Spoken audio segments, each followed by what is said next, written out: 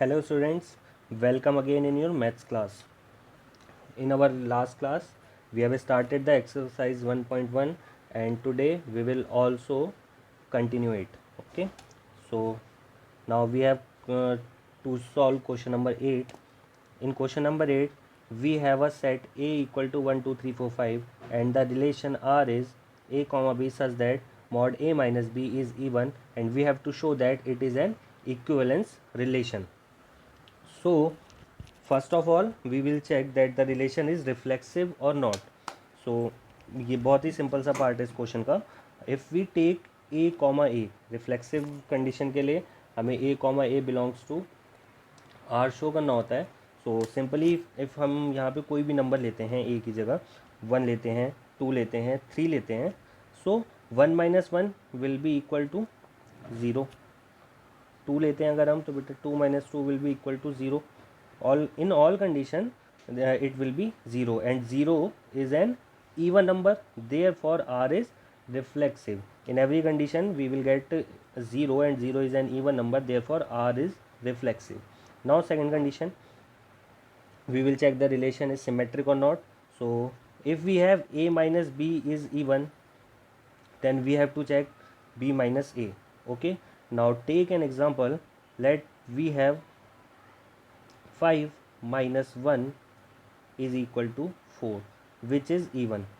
Okay, so if we take 1 minus 5, it will be mod minus 4, which is equal to 4, and this number is also even, therefore we can easily say R is symmetric. Okay, so A minus B is equal to B minus A here, therefore R is also symmetric. Now we check the relation is transitive or not. Okay, so if A minus B is even and B minus C is even, then A minus C will also be even. Example के लिए हम लेते हैं, means अगर हमने यहाँ कोई term लिया 5 minus 3, it is equal to 2 and it is even. Also if we take 3 minus 1, it is equal to 2, even. Then if we take A is equal to 5 and C is equal to 1, then it will be 5 minus 1, which is equal to 4, and it is also even. Therefore we can say R is an equivalence relation. Okay, now let take the second part of the question. Second part में हमें elements दिए बेटा 1, 3, 5 and पूछा गया हमसे कि how are they related to each other. So question में जो हमें रिलेशन दे रखा है b minus A is even, वही रिलेशन हम यहाँ पे ट्राई करते हैं एलिमेंट्स जो हमें दे रखे हैं 1, 3 और 5 के साथ. Okay, if we take 1 minus 3, it will be 2, which is even number. Same as if we take 1 and 5, it will be 4. If we take 3 and 5, it will be 2. All are even numbers. Therefore the elements of 1, 3 and 5 are related to each other. Same as हमें second part जो इस question में दे रखा है, हमें दे रखा है वहाँ पे एक एलिमेंट 2 and 4 एंड पूछा है how are these elements are related to each other. So यहाँ पर भी हम देखेंगे 2 माइनस 4 करें या 4 माइनस 2 करें, we have get mod minus 2 और simple 2 which are even numbers. Therefore the second part में जो हमें 2 और 4 दे रखे हैं, ये एलिमेंट्स भी कैसे रिलेटेड हैं, जो हमें क्वेश्चन में रिलेशन दे रखा है उसी क्वेश्चन से रिलेटेड है. But if we compare 1, 3, 5 to 2, 4, there is no relation between these numbers. Okay, one set में हमें एलिमेंट दे रखे हैं 1, 3, 5, सेकेंड सेट में हमें दे रखा है 2, 4. If we take any element from this and an element from this, 1 minus 2 is equal to minus 1, 3 minus 4 minus 1, 5 minus 2 minus 3, all elements are odd. Therefore these are not connected with each other, these are not related with each other. Okay, now look question number 9. Here we have show that each of the relation R in the set A. set A हमें जो दे रखा है x belongs to z, z are the set of integers, but condition दे रखी है 0 is less than equal to x and x is less than equal to 12, और हमें दो रिलेशन दे रखे हैं. We have to prove that these are equivalence relation. Okay, तो सबसे पहले हम सेट ए पुटअप करेंगे, सेट ए बनाएंगे, होगा क्या. ओके, हमें कंडीशन दे रखी है x belongs to z means it will be integers, साथ में दे रखा है x is greater than equal to 0, it means 0 से स्टार्ट करेंगे और x is less than equal to 12 और 12 तक जाएंगे, 0 1 2 से लेके हम 12 तक की काउंटिंग्स लिखेंगे, this will be set A. Okay, so first part देखते हैं क्वेश्चन का, रिलेशन दे रखा है R is equal to A comma B such that mod A minus B is a multiple of 4। Mod में होने का मतलब बेटा मीन यही होता है कि अगर हमारे पास वैल्यू नेगेटिव भी आ रही है तो मॉड से बाहर जब आएगी the value will be positive. So according to this relation if A minus B is a multiple of 4, so check करते हैं हम कि रिलेशन रिफ्लेक्सिव होगा कि नहीं। अगर हम ए कॉमा ए की बात करें तो हम कोई भी नंबर सेट ए में से लेते हैं, 0 1 2 3 4 10 12 कोई भी नंबर लेते हैं और उस नंबर में से वही नंबर माइनस करेंगे तो we will get 0 and 0 is a multiple of 4, 0 is a multiple of 4, therefore R is reflexive. Okay, R will be reflexive. Now second part चेक करते हैं कि ये सिमेट्रिक है या नहीं। So if a comma b belongs to R, it means a minus b is a multiple of 4. In same condition, if we take b minus a will also be multiple of 4. Okay, क्योंकि mod a minus b will be always equal to mod B minus A. ठीक है, mod होने का मतलब भी यही है कि दोनों को हम ऐड करें या सब्ट्रैक्ट करें, जो भी साइन आएगा वो एट लास्ट हमें प्लस ही मिलेगा। एक कंडीशन है हमारे पास, A minus B does not equal to B minus A, but यहाँ हमें क्वेश्चन में मॉड दे रखा है, so A minus B equal to B minus A होगा, तो इट मीन्स हम कोई भी वैल्यू लें ए कॉमा बी, अगर वो आर को बिलोंग करती है तो B comma A will also be belongs to R, therefore R is symmetric. और सेम कंडीशन जो है वो हमें थर्ड फॉर्म में दिखती है कि ट्रांजिटिव है या नहीं। So if we take A comma B and B comma C belongs to R, इसका मतलब क्या हुआ, A minus B is a multiple of 4 and B minus C is also a multiple of 4। So इनका difference अगर हम लें तो ए minus सी का डिफरेंस भी जो है वो 4 का मल्टीपल ही आएगा। So A minus C will also be a multiple of 4, therefore the given relation is also transitive. So here we can clearly see all the three conditions, reflexive, symmetric and transitive relation follows, therefore the given relation is an equivalence relation. Now second part of this question, यहाँ पे हमें relation दे रखा है a comma B such that a equal to B. तो बेटा ये सबसे सिंपल फॉर्म है जो वो इस क्वेश्चन में हो सकती है, a इक्वल टू बी। यहाँ पे आपको कोई कन्फ्यूज़न होना ही नहीं चाहिए। सो फर्स्ट कंडीशन के लिए अगर हम रिफ्लेक्सिव लेते हैं, हमारे पास आता है ए कॉमा ए, तो हमें जो कंडीशन दे रखी है ए इक्वल टू ए, ये तो ऑलवेज फॉलो करेगी, A will be always equal to A. Now second part, if we have A comma B belongs to R, it means A equal to B, so B comma A will also be belongs to R. It's very simple. If a equal to b, then b will be equal to a. So b comma a also belongs to R and R is symmetric. In same condition, if a comma b belongs to R means a is equal to b, and b comma c belongs to R means b equal to c, then a will be always equal to c. Therefore, the given relation is also transitive. So तीनों relation यहाँ पे follow हो रहे हैं, तो जो relation हमें second part में दे रखा है it will also B N equivalence relation. Now question number 10, give an example of a relation. अब बेटा यहाँ पे आपको रिलेशन के कुछ एग्जाम्पल्स देने हैं, कंडीशंस जो हमें दे रखी थी सिमेट्रिक, रिफ्लेक्सिव और ट्रांजिटिव, उनको लेते हुए फर्स्ट देना है symmetric but neither reflexive not transitive. तो ये आप जो क्वेश्चन सॉल्व करते हुए जा रहे हैं उनमें से आपको देखते हुए आएंगे, आप फर्स्ट क्वेश्चन से देखते हुए आइए, जो आपने रिलेशंस निकाले हैं वहाँ आपको पता चल जाएगा, बहुत सारी कंडीशंस आपको मिली होंगी, कहीं पे रिलेशन रिफ्लेक्सिव होगा, ट्रांजिटिव होगा, सिमेट्रिक नहीं होगा, कहीं सिमेट्रिक होगा, ट्रांजिटिव होगा, रिफ्लेक्सिव नहीं होगा, तो वही सारे एग्जांपल्स देने हैं। So you have to do this question yourself, अपने आप कीजिएगा इस क्वेश्चन को आप लोग। Now look question number 11, show that the relation R in the set A of points in a plane given by R is equal to P point Q such that distance of point P from the origin is same as the distance of the point Q from the origin। आपको जो relation दे रखा है यहाँ पे R P point Q, ये आपको show कर रहा है कि ओरिजिन से पॉइंट P की जो डिस्टेंस है वो सेम एज है ओरिजिन से पॉइंट Q की distance, it means OP equal to OQ। ये आपको यहाँ पे क्वेश्चन में दे रखा है, हमें प्रूफ करना है कि ये इक्विवेलेंस रिलेशन है या नहीं।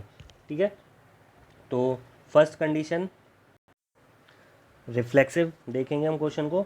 तो अगर हम A comma A belongs to R की कंडीशन हमें लेनी है, it means we have to take P comma P. Okay, so according to question O P will always be equal to O P. Same अगर हम point P की distance लेते हैं origin ओ से तो वो हमेशा इक्वल ही होगी। तो it means first condition follow होती है, आर इज रिफ्लेक्सिव।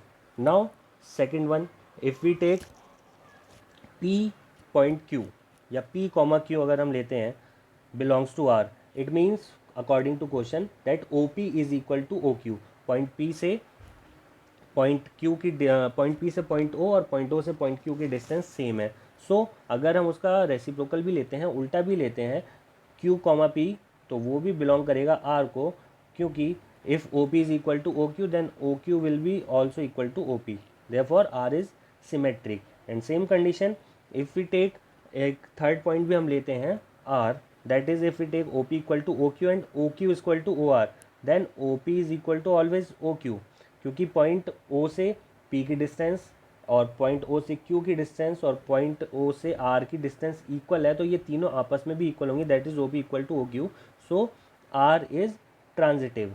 सो तीनों कंडीशन फॉलो हो रही हैं, therefore the given relation is an equivalent relation. Okay, इसी क्वेश्चन में आपको एक पार्ट आगे दे रखा है, further show that the set of all points related to a point P is the circle passing through P with origin as centre. से समझने का पार्ट है ये कि अगर हम ऐसे सारे पॉइंट्स का सेट लें जो हमें दी हुई कंडीशन को फॉलो कर रहे हो, इट मीन्स ओ से पी की डिस्टेंस सेम है, ओ से क्यू की डिस्टेंस सेम है, ओ से आर की डिस्टेंस सेम है, ऐसी अगर हम उस ओरिजिन में सारे पॉइंट्स ले लें, उस कोऑर्डिनेट में सारे पॉइंट्स ले लें, तो वो क्या फॉर्म करेंगे, ऑब्वियस सी बात है एक सर्कल फॉर्म करेंगे, क्योंकि सर्कल की जो पेरीमीटर होती है, पेरीमीटर क्या होती है, पेरीमीटर का हर पॉइंट जो होता है वो सेंटर से इक्वल डिस्टेंस होता है। देयरफॉर ये कंडीशन जो है ये ट्रू है। अगर हम एक ऐसा सेट लेते हैं पी से रिलेटेड सारे पॉइंट्स का, then that will be a circle. Now see question number 12. So that the relation are defined in the set A of all triangles। यहाँ पे आपको all triangles का set दे रखा है, that is R is equal to T1, T2 such that T1 is similar to T2।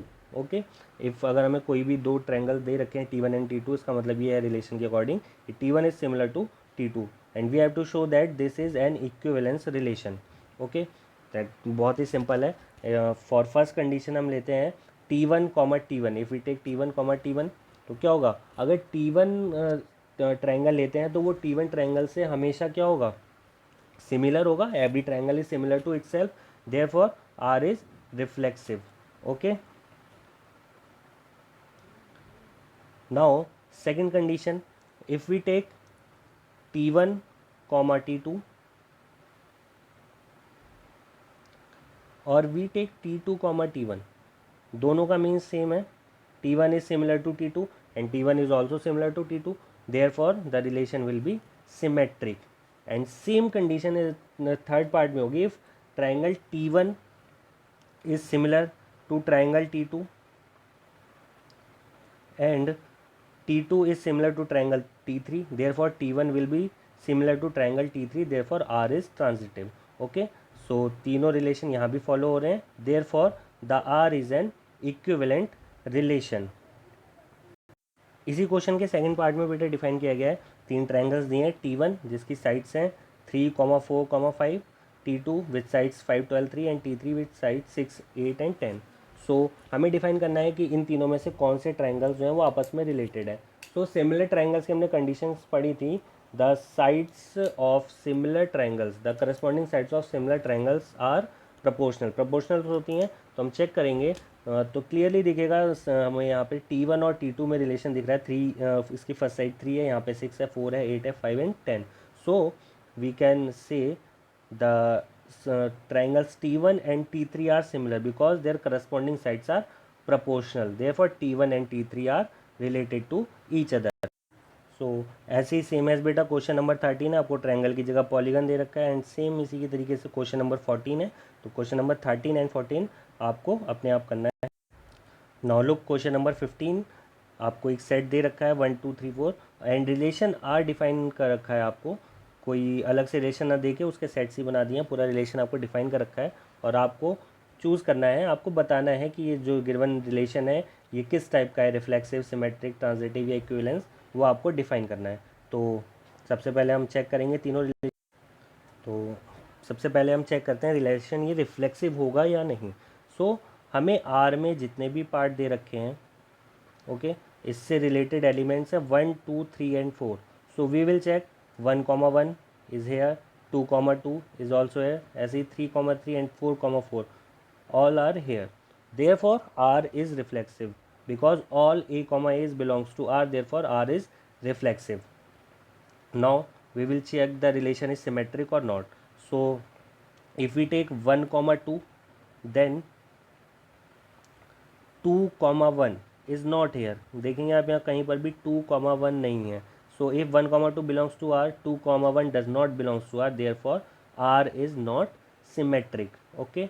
Now third one is we will check the relation is transitive or not. So आप यहाँ के किन्हीं भी दो numbers को ले सकते हैं, और if we take 1,3 belongs to R and 3,2 belongs to R, so it will be 1 and 2, that is 1,2 is also belongs to R. ऐसे ही आप कोई भी अदर पार्ट लेंगे, आप देखेंगे कि किन्हीं भी दो पार्ट को लेने पे थर्ड रिलेशन जो बन रहा है that is belongs to R, therefore R is transitive. तो according to given question the part B is correct. The given relation is reflexive and transitive but not symmetric. Okay. So and last one question is very simple, वो भी आप अपने आप करेंगे. So बेटा exercise 1.1 is now complete. You have to do this exercise in your notebook. So it is your homework. Complete the exercise 1.1 in your notebook.